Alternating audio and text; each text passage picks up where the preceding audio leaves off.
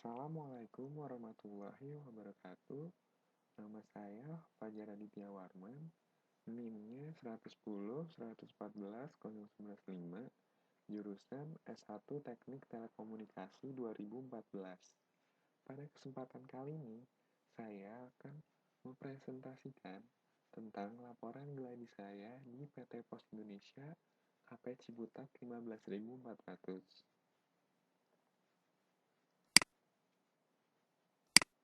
Waktu dan tempat pelaksanaan gladi yaitu waktunya itu dari tanggal 22 Mei 2016 hingga 1 Juli 2016, yaitu memakan waktu sekitar 6 minggu.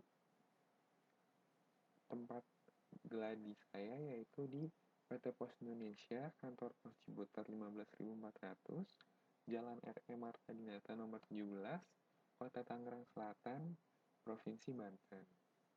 Lalu saya pertama-tama akan mengucapkan terima kasih kepada dosen pembimbing akademik saya yaitu Bapak Rio Aurahman STMT, karena beliaulah yang membimbing mulai dari pragladi yaitu pembekalan soft skill yang menyangkut etik moral dan juga keterampilan kerja secara umum, hingga menilai hasil laporan dan presentasi dari mahasiswa gladi. Yang kedua, saya ingin berterima kasih kepada dosen pembimbing lapangan saya yaitu Bapak Trianto, karena beliaulah yang bertanggung jawab dengan mahasiswa gladi dan memberikan bimbingan juga memonitori kegiatan mahasiswa gladi di lokasi tersebut.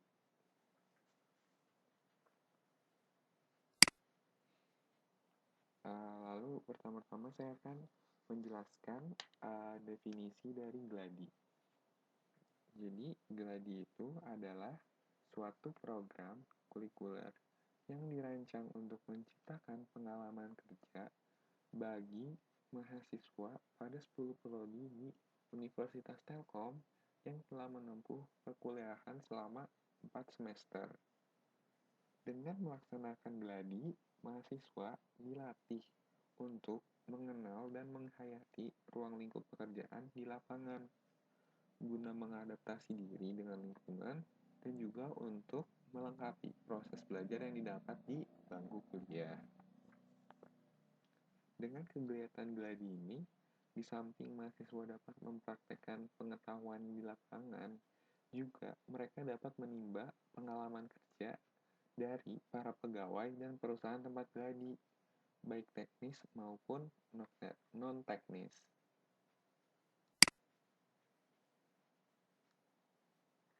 Lalu, kita akan membahas tujuan dari gladi itu sendiri. Yang pertama, memberikan pengalaman praktek kerja di lapangan sekaligus mengukur keilmuan dan keterampilan di dunia kerja. Jadi, selain memberikan pengalaman praktek kita bekerja di lokasi gladi kita, sekaligus kita melatih keterampilan selain ilmu pasti yang sudah kita dapat di bangku kuliah. Dan juga yang kedua itu meningkatkan keterampilan dan wawasan, baik dalam hal kompetensi hard skill, yaitu kemampuan teknis, ataupun soft skill, yaitu kemampuan menyesuaikan diri, perilaku positif, dan juga semangat kerja tim. Yang ketiga itu mengisi masa libur antar tahun akademik mahasiswa dengan kegiatan positif, karena liburan semester genap adalah liburan yang relatif lama. Jadi untuk mengisi masa libur itu gladi ini cukup memberikan mahasiswa kegiatan yang positif. Dan juga yang keempat itu gladi ini memperlengkap mahasiswa dengan gambaran nyata mengenai serba-serbi lingkungan kerja, mulai dari jenis pekerjaan tingkat bawah sampai dengan tingkat yang lebih tinggi. Jadi, pada saat kita masuk sebuah perusahaan, kita mengerti bahwa pekerjaan itu bermacam-macam. Kita ada yang sangat di bawah dan juga ada yang sangat tinggi. Dan kita harus menyesuaikan dengan para karyawan yang lain.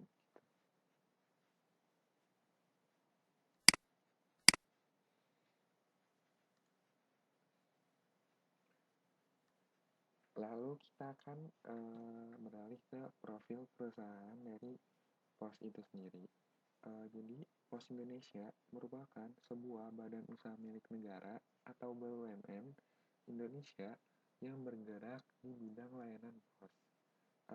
Jadi saat ini itu bentuk badan usaha POS Indonesia merupakan perseroan terbatas dan juga sering disebut dengan PT POS Indonesia.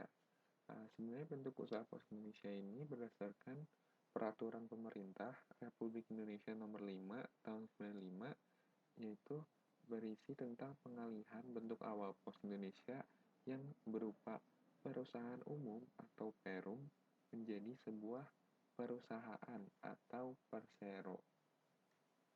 Lalu, secara umum, Pos Indonesia ini membagi lingkup bisnisnya itu menjadi dua, yaitu yang pertama bisnis surat paket. Ini yang biasa kita buat mengirim surat atau mengirim paket ke teman kita misalnya. Jadi bisnis surat paket itu kayak paket pos biasa, paket kilat, kilat khusus, ekspres, jumbo, seperti itu. Habis itu ada juga selain bisnis surat paket ada jasa keuangan. Nah ini tuh uh, kayak Western Union, Wesopos, Giropos, uh, dan lain-lain. Nah ini adalah foto dari kantor pos Ciputat yang berletak di Jalan R.M. Mata Dinata nomor 17, Kota Tangerang Selatan.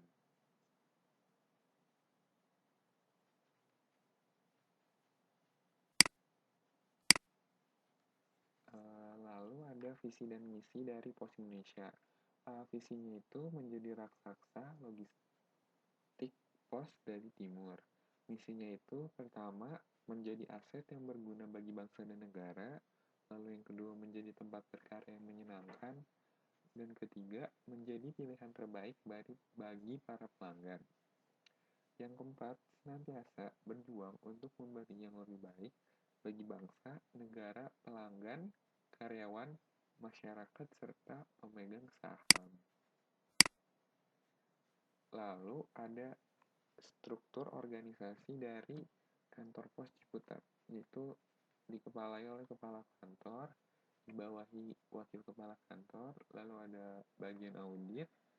Nah di bawahnya ini ada macam-macam divisi, yaitu yang pertama pelayanan, ada UPL, yaitu unit pelayanan luar, ada penjualan, ada keuangan, ada antaran, ada teknologi dan sarana, ada solusi IT, ada akuntansi, ada transportasi, dan ada SDM atau sumber daya manusia.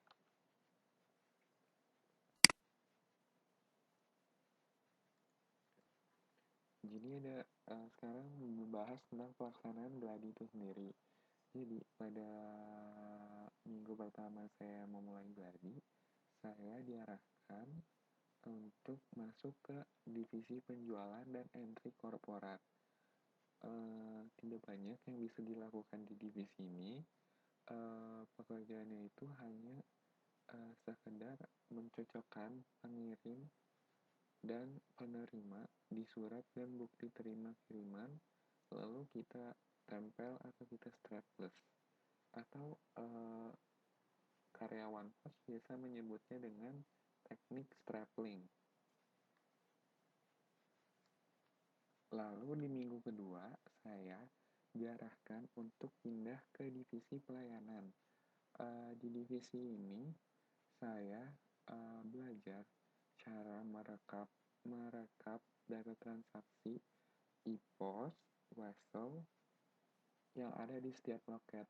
Jadi pekerjaannya hanya sekedar menginput data transaksi yang dilakukan oleh loket yang ada di kantor pos Ciputat. Lalu minggu ketiga saya diarahkan untuk pindah ke divisi UPL atau unit pelayanan luar. Di sini cukup banyak yang saya kerjakan. Salah satunya itu merekap data jumlah transaksi dan jumlah pendapatan di masing-masing cabang kantor pos. Lalu saya juga merekap dan mengolah data berita acara mengenai barang yang gagal kirim. Lalu saya merekap data pendapatan perangko dan materai di masing-masing cabang.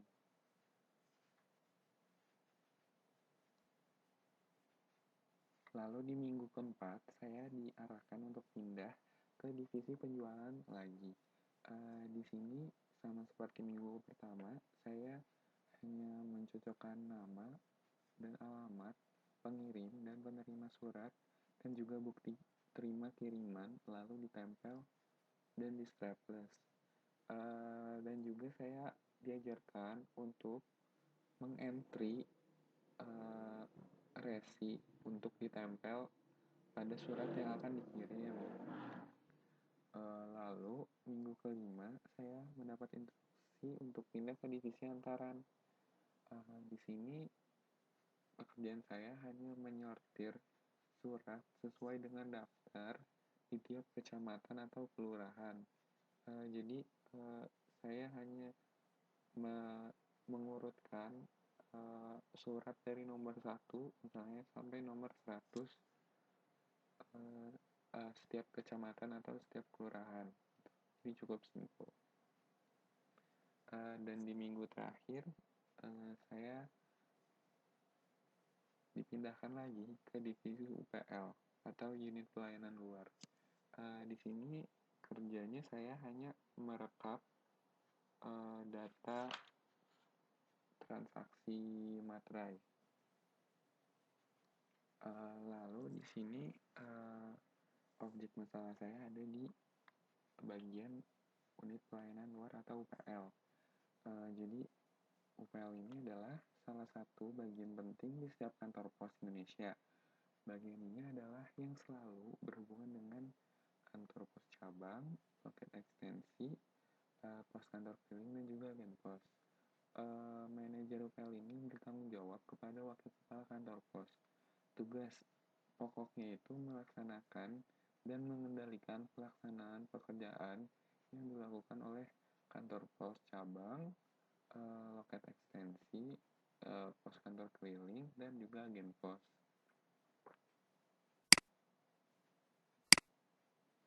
Nah, ini adalah salah satu contoh tugas yang dikerjakan di divisi unit pelayanan luar, yaitu kontrol P6. Jadi, kontrol P6 itu adalah berita acara yang harus dilaporkan mengenai gagalnya suatu barang yang akan dikirim dan harus dikembalikan lagi ke kantor pos yang telah mengirim barang tersebut. Nah, jadi bisa ditolak biasanya ini ditolak oleh maskapai atau bandara. Jadi ditolaknya itu biasanya karena barang-barang yang dikirimnya itu adalah termasuk dangerous goods. Jadi dangerous goods itu suatu barang yang dikategorikan barang berbahaya yang akan dimuat di pesawat sengaja atau tidak, dan ini tuh mungkin akan mencelakakan manusia apabila barang tersebut meledak. Jadi dangerous goods itu contohnya itu kayak aerosol, habis itu lampu emergensi, habis itu bahan peledak, habis itu radioaktif. Nih kita lihat contoh penulisannya. Misalnya barcode-nya dengan nomor sekian, mengirimnya Ciputat karena saya lagi di kantor pos Ciputat.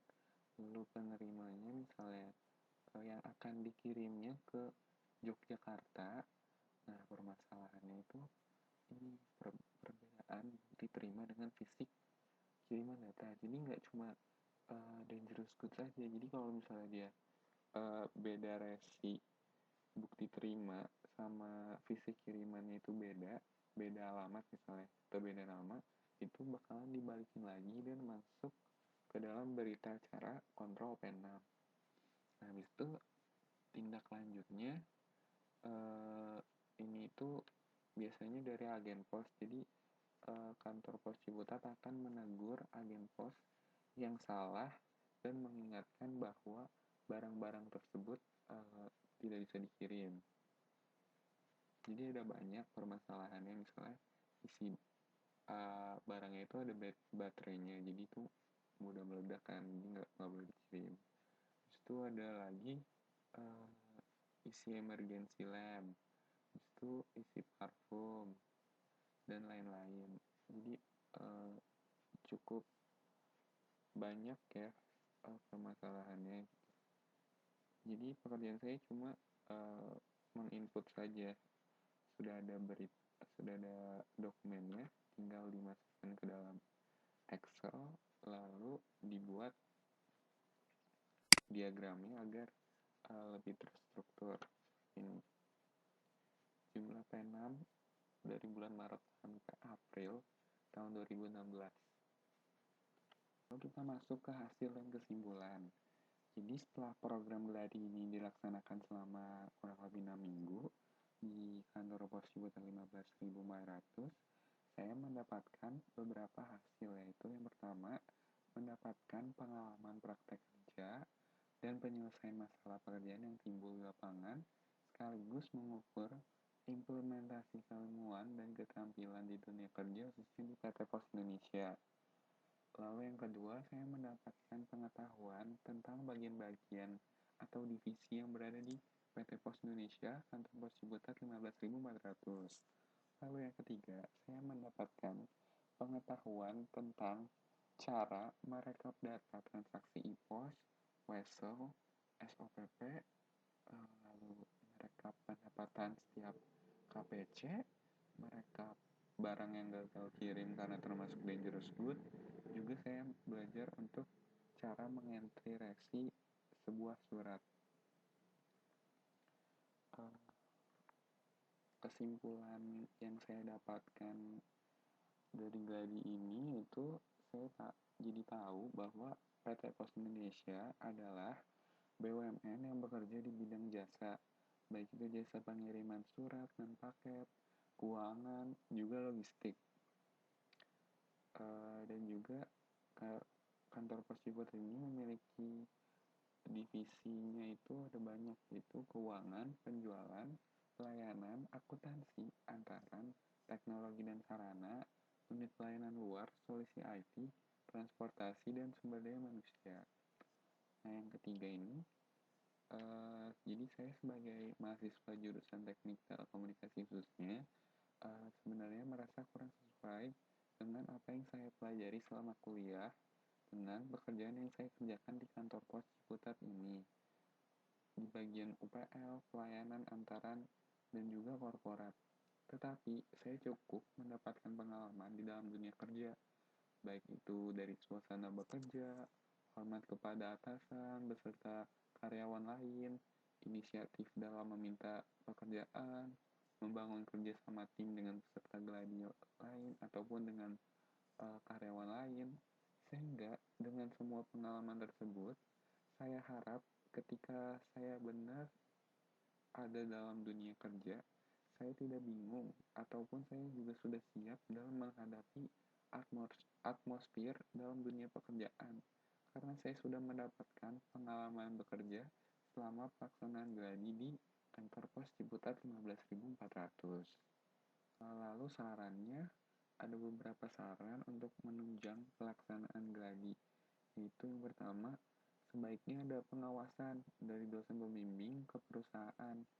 Jadi peserta Gladi tidak ada yang tidak mengikuti aturan, baik itu aturan Gladi ataupun aturan perusahaan. Lalu yang kedua, sebaiknya mahasiswa diberi pekerjaan yang sesuai dengan jurusannya agar mereka bisa mengimplementasikan atau merealisasikan apa yang telah mereka pelajari di bangku kuliah dan melaksanakannya di perusahaan tersebut. Oke, saya kira cukup sampai di sini presentasi saya. Terima kasih sebelumnya. Wassalamualaikum warahmatullahi wabarakatuh.